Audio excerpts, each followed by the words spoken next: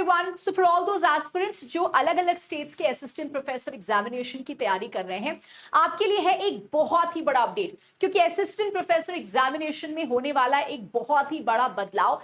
And ये बदलाव आने वाला है right before the recruitment of 562 positions of assistant professor. और इस पूरे रिक्रूटमेंट के पहले सिलेक्शन प्रोसेस चेंज होने वाला है, एग्जामिनेशन का तरीका चेंज होने वाला है, एग्जामिनेशन का पैटर्न भी चेंज होने वाला है। So for all those aspirants जो इस पर्टिकुलर स्टेट के असिस्टेंट प्रोफेसर के एग्जामिनेशन की तैयारी कर रहे हैं, कहीं ना कहीं इस प्रपोजल से आपको बहुत ज्यादा फर्क पड़ने वाला है। एंड कहीं ना कहीं आपको अपनी पूरी प्रिपरेशन स्ट्रैटेजी जो है वो वापस से रिवाइज करके शुरू करनी पड़ेगी, keeping in mind the new update, the new pattern and the new recruitment process. तो चलिए देखते हैं किस स्टेट के असिस्टेंट प्रोफेसर पॉलिसीज में चेंजेस आने वाले हैं और ये क्या है और ये आपको किस तरीके से इफेक्ट करने वाला है।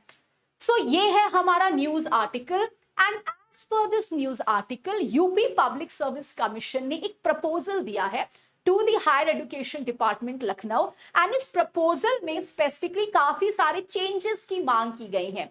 अब यहाँ पे वैकेंसीज आने वाले हैं for the post of 562 assistant professor. But ये प्रपोजल ये डिमांड करती है कि ये जो हमारा एग्जामिनेशन कंडक्ट होने वाला है और ये जो तरीका है इसको हमें काफी ज्यादा ट्रांसपेरेंट करना है। तो काफी मेजर चेंजेस आए हैं। अभी क्या होता था, देखो अगर हम अभी की बात करें, बिफोर की बात करें, तो सबसे पहले ना हमारी एक स्क्रीनिंग टेस्ट होती थी। ठीक है, ये स्क्रीनिंग टेस्ट में आते थे एमसीक्यू क्वेश्चंस। ठीक है, ये स्क्रीनिंग टेस्ट का काम इतना होता था कि ये स्क्रीनिंग टेस्ट जो है ये कैंडिडेट्स को शॉर्टलिस्ट कर देती थी।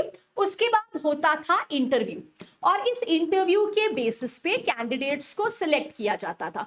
ठीक है, ये एक तरीके से पैटर्न था रिक्रूटमेंट का for the post of assistant professor. But ये जो रीसेंट प्रपोजल है ये इसको चेंज करने की मांग कहती है। ये प्रपोजल स्ट्रेट अवे कहती है, तो आफ्टर दिस प्रपोजल जो नए गाइडलाइंस है उनके हिसाब से ये जो स्पेसिफिकली स्क्रीनिंग टेस्ट है इसमें अब एमसीक्यूज नहीं आएंगे। इस स्क्रीनिंग टेस्ट में एमसीक्यूज की जगह डिटेल्ड क्वेश्चंस आएंगे। तो कहीं ना कहीं पूरा पेपर का पैटर्न चेंज हो गया। पहले आप एमसीक्यूज करते थे, अब एमसीक्यू नहीं करना है, अब पूरा का पूरा डिटेल्ड पैटर्न चेंज हो गया है जहां पे आपको डिटेल्ड क्वेश्चंस आएंगे। और डिटेल्ड क्वेश्चन क्यों आ रहे हैं? क्योंकि ये चाहते हैं कि वो लोग जो असिस्टेंट प्रोफेसर के पोजीशन में जा रहे हैं, दे वांट टू चेक कि आपकी अंडरस्टैंडिंग कितनी है सब्जेक्ट की, आपका सब्जेक्ट होल्ड कितना है। इसीलिए डिटेल्ड क्वेश्चंस आएंगे। जो थ्योरी क्वेश्चंस आते हैं, सब्जेक्टिव क्वेश्चंस आते हैं। ऑल्सो पहले ये जो स्क्रीनिंग टेस्ट होती थी इसमें आपको जितने मार्क्स आते थे वो फाइनल मेरिट लिस्ट में ऐड नहीं होती थी, ये सिर्फ शॉर्ट लिस्टिंग के लिए था। लेकिन अब ये स्क्रीनिंग टेस्ट के जो मार्क्स हैं ये मार्क्स आपके फाइनल रिजल्ट में भी ऐड होगा। तो आपकी जो फाइनल मेरिट लिस्ट है जिसके बेसिस पे कैंडिडेट सिलेक्ट होंगे उसका रेशियो ऐसा होगा, 75% वेटेज चला जाएगा आपके स्क्रीनिंग टेस्ट को और 25% वेटेज चला जाएगा इंटरव्यू को जो आप देते हो।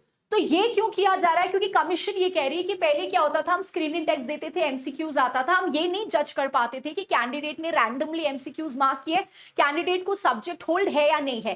तो to bring a little bit clarity कि वही लोगों को सिलेक्ट किया गया है जिनको काफी ज्यादा अंडरस्टैंडिंग है, सब्जेक्ट नॉलेज है, ये लाया जा रहा है।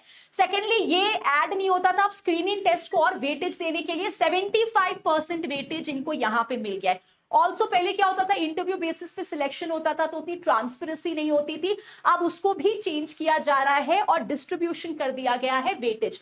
तो ये देखो, एज पर दिस आर्टिकल 171 महाविद्यालयों में सिर्फ और सिर्फ अब हम गोला बन के एमसीक्यू सॉल्व करके नहीं दे सकते हैं एग्जामिनेशन।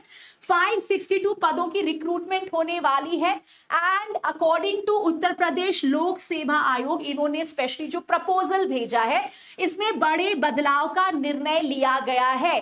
स्क्रीनिंग परीक्षा में सिर्फ बहुविकल्पीय प्रश्न, मतलब जो बेसिकली एमसीक्यूज होते हैं वो नहीं आएंगे और विस्तृत प्रश्न पूछे जाएंगे, मतलब डिटेल्ड क्वेश्चंस जो हैं ये स्पेसिफिकली पूछे जाएंगे और इसका अंक फाइनल रिजल्ट में, अंतिम परिणाम में भी ऐड किया जाएगा। पहले जो हमारे कैंडिडेट्स थे स्पेशली वो स्क्रीनिंग टेक्स्ट देते थे, अब स्क्रीनिंग टेक्स्ट में ये एडिशन जो है ये नया आएगा और नए तरीके से क्वेश्चंस जो है ये फ्रेम होंगे ना। पहले स्क्रीनिंग टेक्स्ट के अंक जो है वो नहीं जोड़े जाते थे, अब वो भी जोड़े जाएंगे। स्क्रीनिंग परीक्षा में 75% वेटेज मिलेगा और 25% अंक आपको मिलेंगे इंटरव्यू पे, और इन्हीं दोनों के 75% 25% रेशियो से आपका फाइनल मेरिट लिस्ट जो है वो बनेगा।